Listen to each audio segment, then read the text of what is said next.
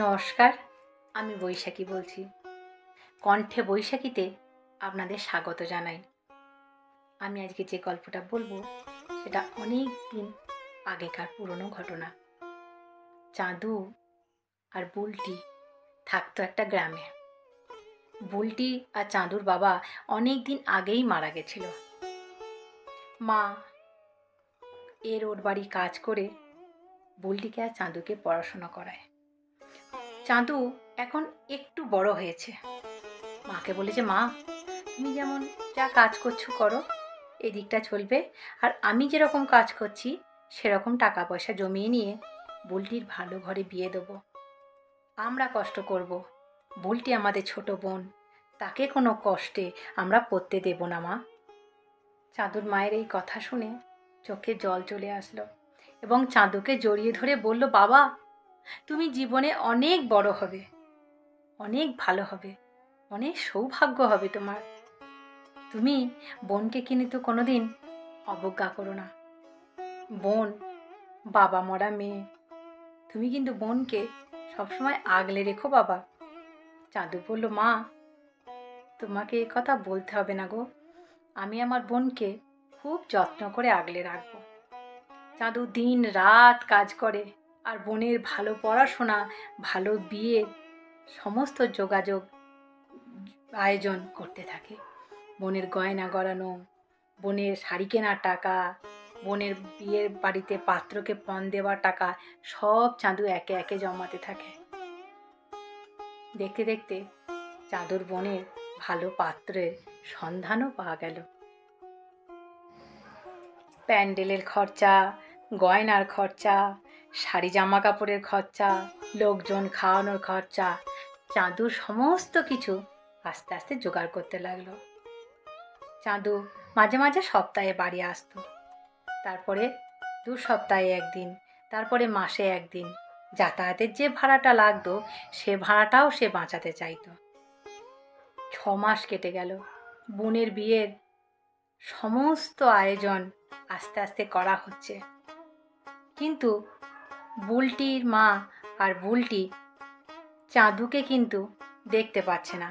তারা জানছে শাড়ি পাঠিয়ে দিচ্ছে, খাবার দাবারের আয়োজন করছে, ছেলের বাড়িতে টাকা পাঠাচ্ছে, গয়নার জন্য টাকা পাঠাচ্ছে, সমস্ত কিছু কিন্তু চাঁদুই করছে। বুলটি আর বুলটির মা ভাবলো টাকা পয়সা জমানোর জন্য চাঁদু মনে হয় বাড়ি আসে না, একেবারে বাড়ি আসবে বুলটির বিয়ের দিন। বুলটি আর বুলটির মা রাতের বেলা শুয়ে শুয়ে বলছে, মা দেখো দাদা আমাদের জন্য এত করে, এত খাটে, একটা দিনের জন্য দাদা বাড়ি আসে না। কাল আমার বিয়ে, মা কালকে দাদা চলে আসবে তো? মা বুলটিকে জড়িয়ে ধরে বলল, বোকা মেয়ে, তোর বিয়ের জন্য দাদা এত কষ্ট করছে, আর কালকে তোর বিয়ে, দাদা আসবে না? নিশ্চয়ই আসবে। বিয়ের দিন চলে এলো, কোনোটা কিন্তু আটকাচ্ছে না। প্যান্ডেলে টাকা দেওয়া হয়ে গেছে, খাবার দাবার জোগাড় হয়ে গেছে, ছেলের বাড়িতে বলা হয়ে গেছে, টাকা পয়সা দেওয়া হয়ে গেছে, গয়না হয়ে গেছে, শাড়ি জামা কাপড় হয়ে গেছে, সমস্ত কিছু হয়ে গেছে, শুধু দাদাই আসছে না। আস্তে আস্তে দুপুর গড়িয়ে বিকেল, বরযাত্রী চলে এলো, বিয়ের লগ্ন চলে এলো। বুলটি তো ভীষণ কান্নাকাটি করছে, দাদা না আসলে আমি বিয়ে করব না, কিন্তু লগ্ন যে পড়ে যায়। বিদমশাই বুলটির মাকে বলছে, এবার নিয়ে আসুন আপনার পাত্রী, নাহলে কিন্তু লগ্ন পেরিয়ে যাবে, মেয়ে কিন্তু লগ্ন ভ্রষ্টা হবে। বুলটি তো ভীষণ কাঁদছে, না না, আমার বাবা নেই, বাবার পরিবর্তে আমার দাদা সমস্ত বিয়ে জোগাড়যন্ত্রী করেছে, কত খেটেছে, আমার দাদা আমার বিয়ে দেখবে না, তাই কখনো হয়? পুরোহিতমশাই বললেন, দেখো তুমি যদি লগ্ন ভ্রষ্টা হয়ে যাও, তোমার দাদা যদি এসে দেখে যে তোমার বিয়ে হয়নি, হয়তো কোনো কারণে তোমার দাদা আটকে গেছে, সেই জন্য হয়তো তোমার দাদা আসতে পারছে না, কিন্তু তোমার দাদা এসে যদি দেখে যে তোমার বিয়ে হয়নি, তাহলে তোমার দাদা কি কষ্ট পাবে না? নিশ্চয়ই কষ্ট পাবে।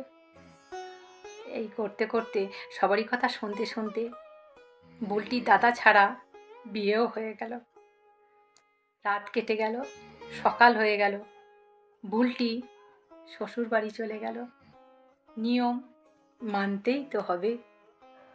বুলটি শ্বশুর বাড়ি চলে গেল।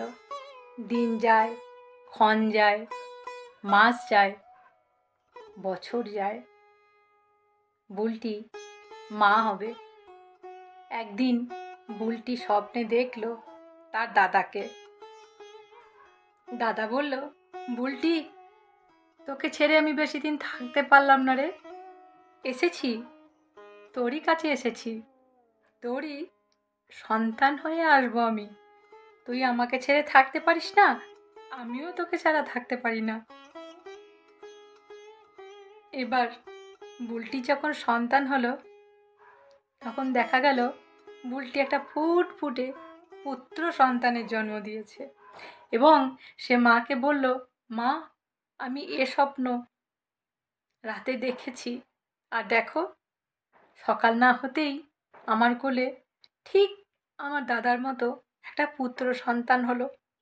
মা তো বুলটির ছেলেকে খুব জড়িয়ে ধরে কাঁদলো এবং দেখলো, হ্যাঁ, তার ছোটবেলায় যেমন হয়েছিল ঠিক সেরকম নাতিটি হয়েছে মামার মতো। যে হসপিটালে বুলটির বাচ্চা হয়েছে, সেই হসপিটালের ডাক্তার বুলটিকে গল্প করছে, যেন তুমি তোমার দাদার জন্য কাঁদছো, আমি একটা দাদাকে দেখেছি। বলো, আপনি একটা দাদাকে দেখেছেন? বলো, হ্যাঁ। কীরকম?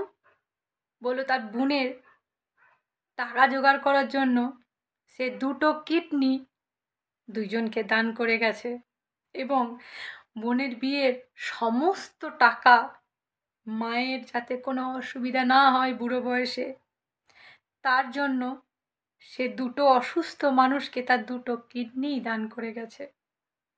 তখন বুলটি বলছে, ডাক্তারবাবু, কি নাম ছিল? বলে, চাঁদু। শুধু তাই নয়, আমি একটা ফটোও তুলে রেখেছি, যদি তুমি দেখতে চাও।